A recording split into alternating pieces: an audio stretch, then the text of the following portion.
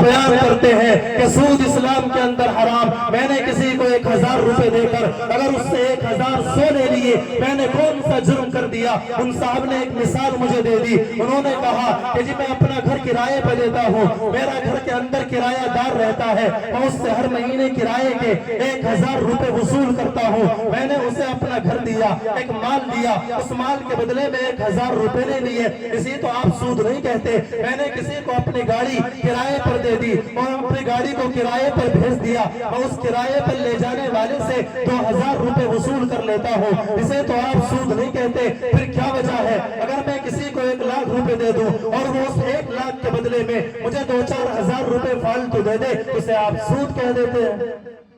اس طرح کی مثال دے کر لوگ گمراہ کرنے کی کوشش کرتے ہیں اور اسلامی احکامات کو مس کرنے کی کوشش کرتے ہیں. یہ اسلامی تعلیمات سے جاہل ہونے کی علامت ہے. دراصل وہ لوگ اسلامی تعلیمات کو جانتے نہیں.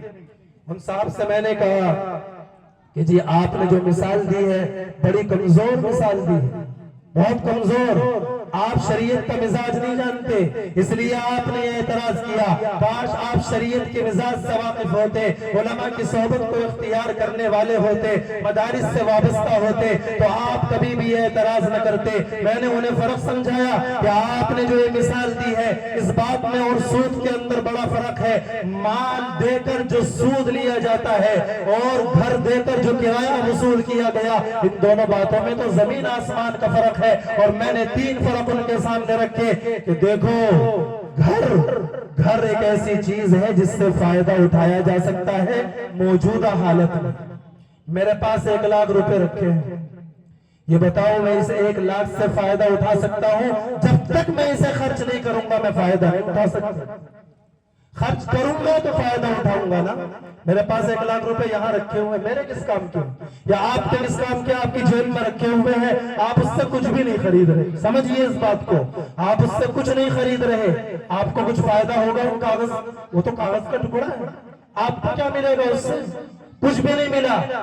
مکان اس حالت میں ہے کہ یہ مکان موجودہ حالت میں بھی فائدہ پہنچائے گا. اس کے اندر رہائش اختیار کی جائے گی, اس کے اندر رہا سہا جائے گا, یہ فائدہ پہنچا رہا ہے. وہ مال اس درجے کا فائدہ اس حالت میں نہیں پہنچا رہا. پہلا فرق تو یہ ہے اس بات کی, دونوں باتوں کے درمیان میں, کہ مال جب تک خرچ نہ کیا جائے اس سے فائدہ حاصل نہیں کیا جا سکتا, اور چیزوں سے بغیر خرچ کرے فائدہ حاصل کیا جا سکتا ہے. پہلا فرق. دوسرا فرق, مال کی کوالٹی گھٹتی بڑھتی نہیں, کرنسی جتنی ہے اتنی رہتی ہے.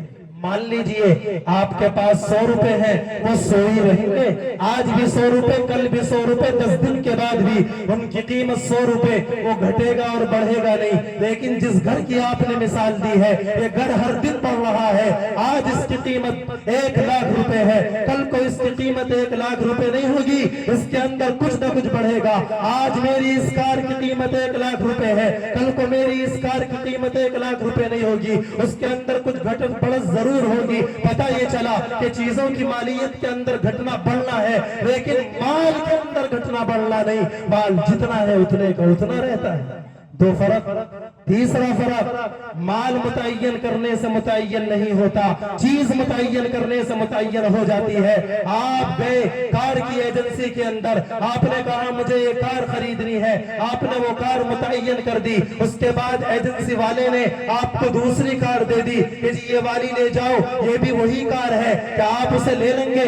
آپ نہیں قبول کریں گے, کیونکہ آپ نے اس گاڑی کو پسند کیا ہے, آپ اسی گاڑی کو لینا چاہیں گے. یہ متعین کرنے سے متعین ہو گئی, لیکن پیسے اور مال متعین کرنے سے متعین نہیں ہوتا. میں نے آپ کو 100 روپے دکھائے کہ یہ 100 روپے لے لو اور مجھے اپنی یہ ٹوپی دے دو, اور اس کے بعد میں ان 100 روپے کو جیب میں رکھ لوں اور 10-10 روپے کے 10 نوٹ نکال کر آپ کو دے دو. آپ لے لیں گے یا نہیں لے لیں گے؟ آپ لے لیں گے, کیونکہ آپ کو 100 روپے کی مالیت سے مطلب ہے, آپ کو اس 100 روپے کے نوٹ سے مطلب نہیں ہے, اس لیے کہ یہ متعین کرنے سے متعین نہیں ہوا. آپ یہ نہیں کہہ سکتے کہ جی آپ نے 100 کا نوٹ مجھے کرارا والا دکھایا تھا اور یہ گلا سڑا نوٹ آپ دے رہے ہیں. آپ یہ نہیں کہہ سکتے, کیونکہ اس کی قیمت بھی اتنی ہے, اس کی قیمت بھی اتنی ہے. 3 فرق آپ کے کے سامنے آئے۔ نمبر ایک، مال اپنی موجودہ حالت میں آپ کو فائدہ نہیں پہنچاتا، چیزیں فائدہ پہنچاتی ہے۔ نمبر ایک، مال اور کرنسی کی قیمت گھٹتی اور بڑھتی نہیں ہے بلکہ وہ اتنے میں ہی چلے گی، مال کی قیمت گھٹتی اور بڑھتی ہے۔ نمبر تین، مال متعین کرنے سے متعین نہیں ہوتا لیکن چیزیں متعین کرنے سے متعین ہو جاتی ہے۔ شریعت نے جب ان چیزوں کے درمیان میں فرق کیا ہے، اے مسلمان تو ان کے درمیان میں فرق کیوں نہیں کرتا؟ تو نے دونوں کو ایک کر دیا اور تو نے مثال بیان کر دی کہ جیسے ان چیزوں کے اوپر ان کا کرایہ وصول کیا جا سکتا ہے، اسے کوئی سود نہیں کہتا، اسے بھی سود قرار نہ دیا جائے۔ اے اللہ کے بندے، اس شریعت نے اس کو حرام قرار دیا ہے اور شریعت نے ان کے درمیان میں فرق پیدا کیا ہے، اس لیے تجھے بھی یہ فرق پیدا کرنا ہوگا کیونکہ اللہ نے قرآن میں صاف صاف سود کو حرام قرار دے دیا ہے، اس لیے ہمیں سود کو حرام ماننا ہی پڑے گا۔